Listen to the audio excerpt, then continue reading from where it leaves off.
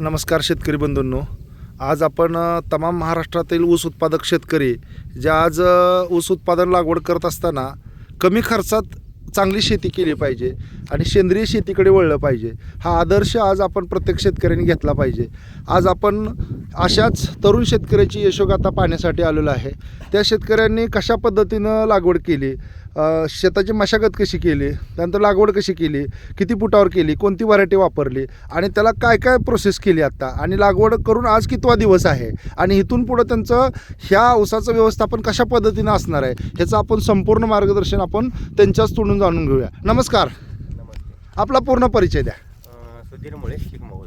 हां, किती वर्षापासून शेती करताय? 2008 पासून. कोणती कोणती पिकं घेता तुम्ही? ऊस, डाळिंब, हां केळी, हां, आंबा आहे. हो. आंबा आहे. तर एवढी पिकं घेता तुम्ही. बरं, आता तुम्ही रासायनिक खताचा वापर कमी करून सेंद्रिय शेतीकडे वळलेला आहात. किती वर्ष झालं सेंद्रिय शेती करतात? 5-6 वर्ष झाले करतो. 5-6 वर्ष झालं सेंद्रिय शेती. ज्या सेंद्रिय शेतीचा वापर तुम्ही सुरू केलेला, तर नेटसर्फची जी जैविक औषधं आहेत बायोफिट, ह्याचा वापर तुम्ही किती वर्षाला करताय? 4 वर्ष झाली. 4 वर्ष झालं तुम्ही वापर करताय. पण 2008 साली वापरलं होतं. जरा परत थोडं थांबलं होतं. हां, त्याच्यानंतर आता 4-5 वर्ष झालं हो. सुरू केलेलं आहे. चालू. तर तुम्ही ह्या जो प्लॉट आहे, हा प्लॉटची लागवड किती तारखेला केली? 13 फेब्रुवारी. 13 फेब्रुवारी. फेब्रुवारी. कोणती व्हरायटी? 10,000 आहे. 10,001 आहे.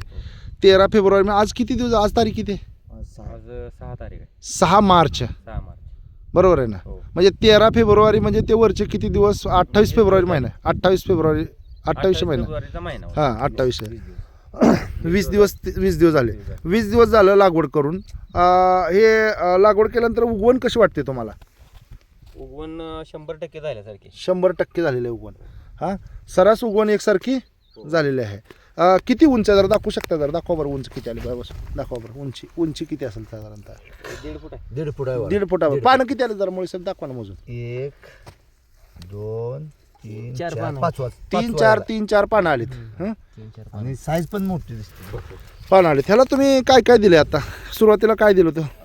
सुरुवातीला जर्मिटर दिलं आपण हा. स्टार्टिंगला, बरोबर आहे. आणि आता व्याम आणि झेडेन दिले. व्यायाम आणि झडण दिले. नेटसर्फचा. होय. मग त्याच्यानंतर अजून काय दुसरं दिलेलं आहे का? रासायनिकचं काय दिलंय का? रासायनिक काय सुद्धा नाही अजून. काही सुद्धा एक दिलं दाणा अजिबात नाही. एकही दाणा टाकलेला नाही. एक दाणा टाकला नाही. सुपर फॉस्फेट वगैरे असलं काय सुद्धा टाकलेलं नाही. बरं, म्हणजे सरास उगवण एकसारखी झालेली आहे. आणि कांबीत कसं, जरा काम जरा दाखवू शकता का? जाडीमध्ये उगवताना जाडीत मोठा आहे थोडा. हां आहे. हां, दाखवा की जरा जाडी.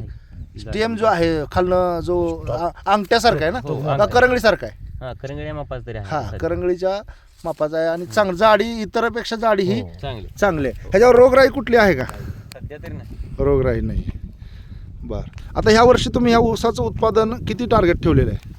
साधारणतः 80-90 टनापर्यंत जाईल. 90 टनापर्यंत. म्हणजे ह्या वर्षी 90 टनाचं टार्गेट तुमचं लेट लागण आहे. हां, ह्या वर्षी लेट लागण आहे, तरी शेतकरी बंधूंनो उत्पादन या पद्धतीनं घ्यायचं टार्गेट ठेवलेलं आहे. हे अशी पद्धतीनं उगवण झालेले आहे.